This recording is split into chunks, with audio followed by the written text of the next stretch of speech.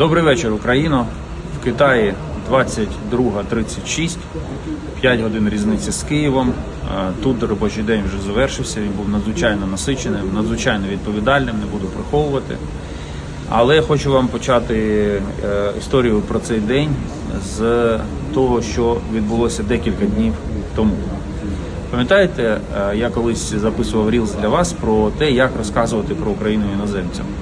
І що потрібно йти в нові аудиторії, і ви не знаєте, як саме зрезонує та чи інша ваша дія в інформаційному просторі.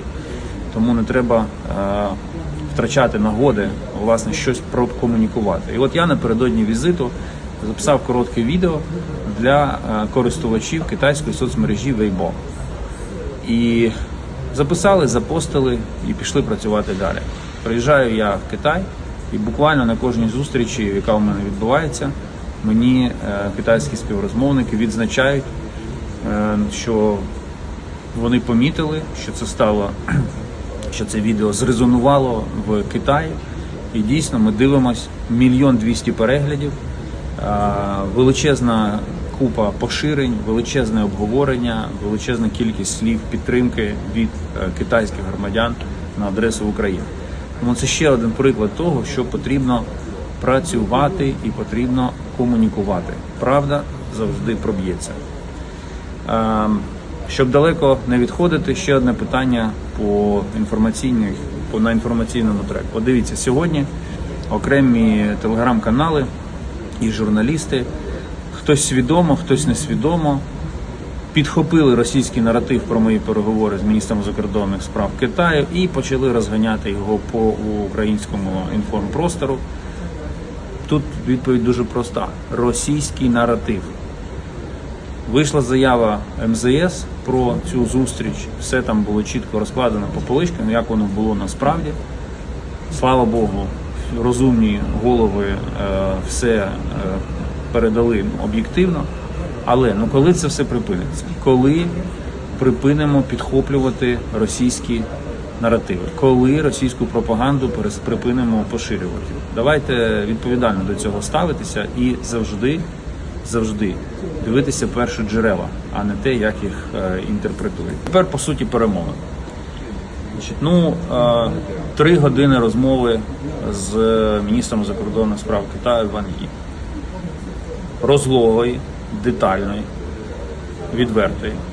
Що принципово важливо?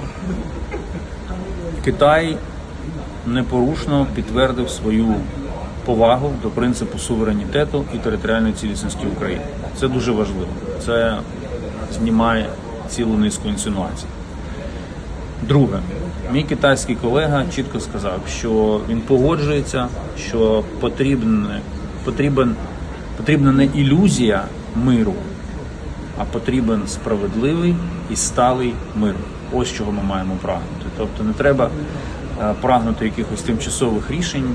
Безумовно, я детально поінформував про формулу миру, про саміт миру, про наші подальші кроки. Я пояснив на прикладі історії, на прикладі сьогоднішніх подій, що дивіться, Україна не прогнулася під жодним ультиматумом Путіна, під страшним воєнним ударом Путіна.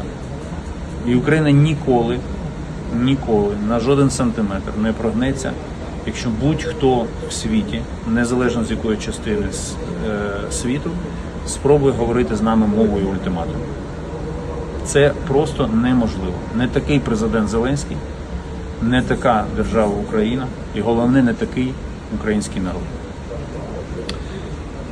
Я акцентував увагу на 2 принципах, які мають непорушно дотримуватися. Жодних домовленостей про Україну без України. Другий, Божен про це говорив, повна повага до суверенітету і територіальної цілісності України. Якщо ці 2 принципи дотримуються, ми можемо вести будь-які розмови і шукати будь-які рішення.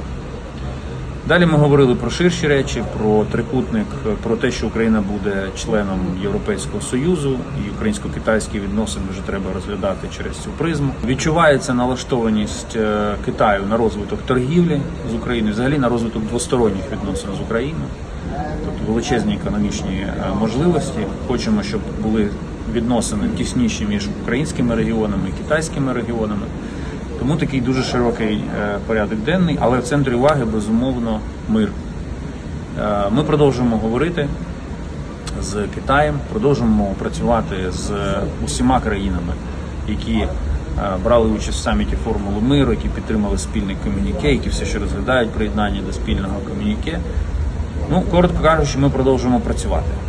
Хто важко працює, хто зосереджений на перемозі, той обов'язково її отримає. Путін ніколи не зможе вкрасти наше майбутнє. Єдине, що він вже намагається відчайдушно вкрасти, це наш час. Час на мирне життя, час на розвиток. Але і це ми не дозволимо йому зробити. Слава Україні!